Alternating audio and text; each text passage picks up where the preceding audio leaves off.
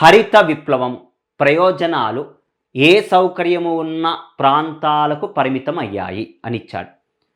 అధిక దిగుబడి రకాల వంగడాలు గల సౌకర్యాలు, నీటి సౌకర్యాలు, రసాయనిక ఎరువుల లభ్యతా సౌకర్యాలు, పంటల మార్పిడి సౌకర్యాలు అనేటువంటివి ఇచ్చాయి. అధిక దిగుబడి రకాల గల వంగడాలు, high yielding variety programme, okay, irrigation, chemical fertilizers, crop rotation facilities అని ఇచ్చాడు. చూడండి, గ్రీన్ రెవల్యూషన్ ఏ ప్రాంతాలకు, హరిత విప్లవము అనేటువంటిది సక్సెస్ఫుల్ కావాలి అంటే నీటిపారుదల ఉన్నటువంటి రాష్ట్రాలలోనే హరిత విప్లవం సక్సెస్ఫుల్ అయింది.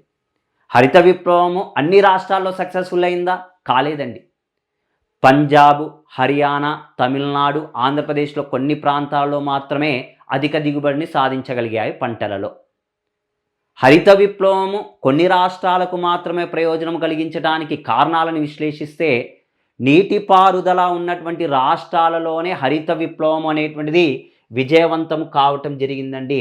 Option second one is the correct answer.